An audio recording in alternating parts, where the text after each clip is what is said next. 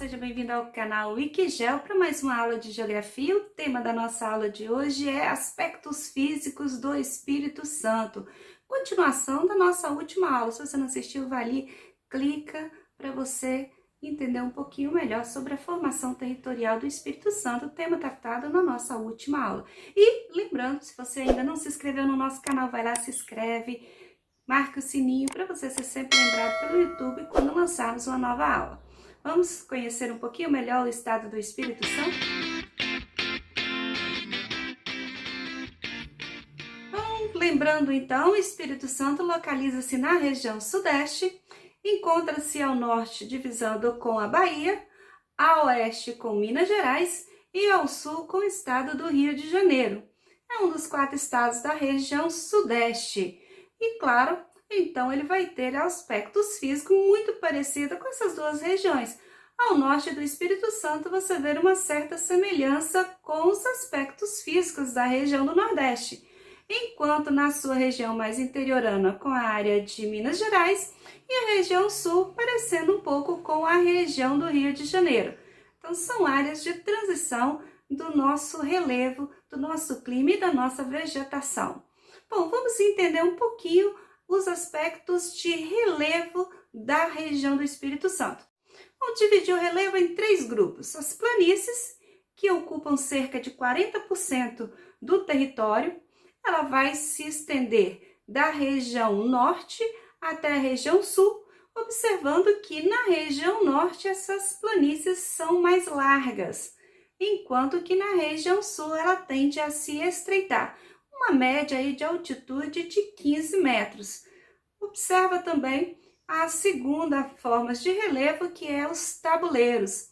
Essas regiões de tabuleiro encontram-se nas regiões intermediárias entre as planícies e a região serrana.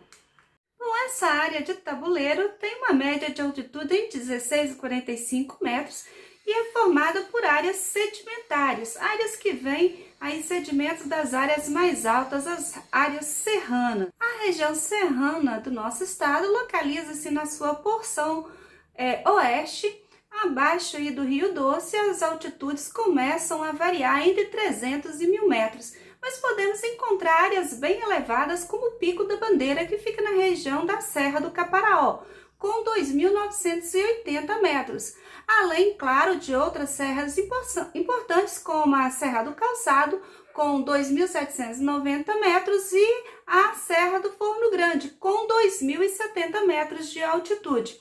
É uma região que tem ali uma característica bem interessante, porque, devido à sua altitude, mantém um clima e uma vegetação bem típico desse tipo de relevo.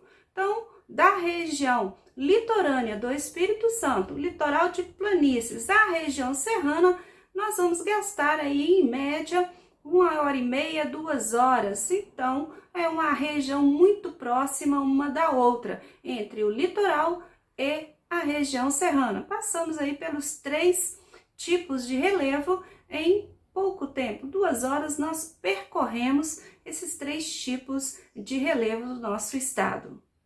Bom, devido à sua localização, o clima do Espírito Santo é classificado como um clima tropical. Porém, a gente vai observar uma certa diferença de clima devido à questão do relevo.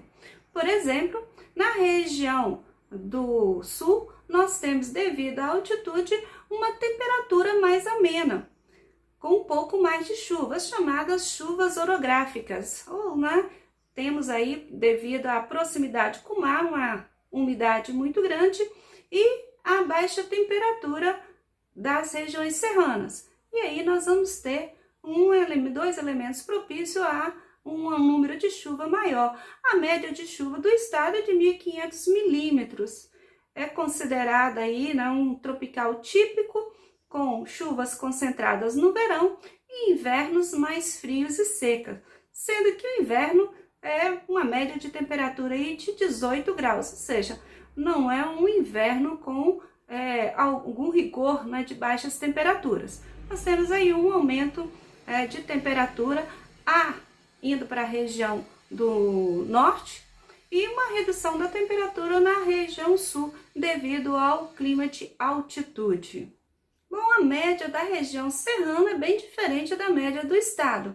Já em algumas regiões, a média é de 22 graus de temperatura, sendo que em algumas regiões não temos período seco, ou seja, o clima ele é bem estável durante o ano. A vegetação do Espírito Santo pode ser dividida em dois grupos. Primeiro, uma vegetação mais litoral, que é a restinga e o manguezal. A restinga localiza-se numa área mais arenosa, mais seca, e a região do manguezal se encontra em áreas mais alagadas. Tem um forte papel na biodiversidade, na manutenção da vida marinha. Aí muitos peixes utilizam os manguezais na área de reprodução e também para a alimentação. Infelizmente, nos últimos anos, essa área tem sido degradada. Tanto a restinga, com o avanço das construções nas áreas urbanas do litoral, e também nas áreas de manguezais pela poluição, principalmente pelo esgoto. E também, claro, muitas áreas foram aterradas para dar lugar aí às construções das grandes cidades. O segundo elemento da nossa vegetação é a Mata Atlântica. Essa Mata Atlântica que ocupa boa parte do litoral brasileiro, também ocupa a maior parte da área do Espírito Santo, ou ocupava pelo menos no período da sua colonização. Infelizmente, ela foi desmatada para dar lugar às atividades agrícolas, tanto de produção de alimentos, como também na produção de eucalipto. Hoje o estado é um dos grandes produtores de eucalipto. Temos aí a Aracruz Celulose dentro do Espírito Santo, e que ampliou as áreas da chamada deserto verde. São as áreas de eucalipto que ocupam boa parte das extensões, substituiu a mata nativa da nossa região e tem, claro, provocado aí alguns impactos ambientais significativos na nossa região. Parte dessa vegetação de Mata Atlântica ainda pode ser observada na região norte do estado, na região de Soretama, Linhares e Jaguaré, que tem uma importante reserva ecológica aonde se mantém muito preservado espécies nativas da região da Mata Atlântica.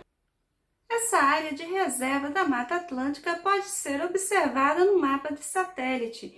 Observa na imagem a seguir, a parte aí escura é a extensão dessa importante reserva biológica, aonde nós temos ali diversas espécies que estão com risco de extinção.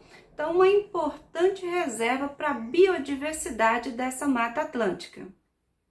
Bom, a hidrografia do nosso estado também é muito rica. Nós temos aí o Rio Doce, o maior rio em extensão do estado, nasce na região de Minas Gerais, percorre o sentido oeste-leste do nosso estado.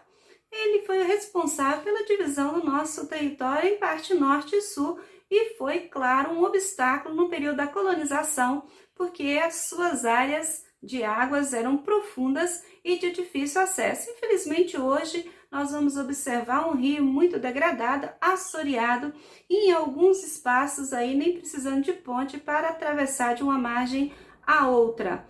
Outros rios importantes do nosso estado, nós temos aí ao norte o rio São Mateus e também ao sul o rio Itapemirim, que foi utilizado no período da colonização como um marco da capitania do Espírito Santo.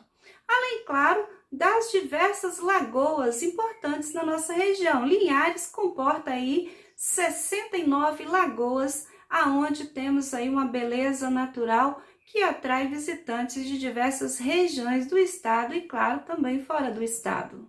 Bom, não podemos esquecer também do rio Itapopoana, que faz aí a divisa do Espírito Santo com o estado do Rio de Janeiro. Foi utilizado aí como um marco territorial entre esses dois estados. Além, claro, também do rio Jucu, cantados em versos e prosas aí por diversos cantores da nossa região, e também o rio Itaúnas, a região norte do estado, que forma aí uma das mais belas paisagens, o rio Itaúnas. Então, pessoal, concluímos mais uma aula sobre o Espírito Santo, a segunda da nossa playlist. Se você não viu a nossa aula anterior falando aí sobre a formação do território do Espírito Santo, vai ali, clica na página final e acessa essa videoaula. A nossa próxima aula será sobre economia e aspectos humanos do estado do Espírito Santo. Não perca, eu aguardo você na próxima semana. E lembrando, se você ainda não se inscreveu no nosso canal, vai lá, se inscreve, dá seu like se você gostou da aula, faça o seu comentário, faça a sua pergunta, deixa aí a sua opinião, que ela vai nos ajudar a melhorar cada vez mais o nosso canal. E não se esqueçam, fiquem em casa e até a próxima semana.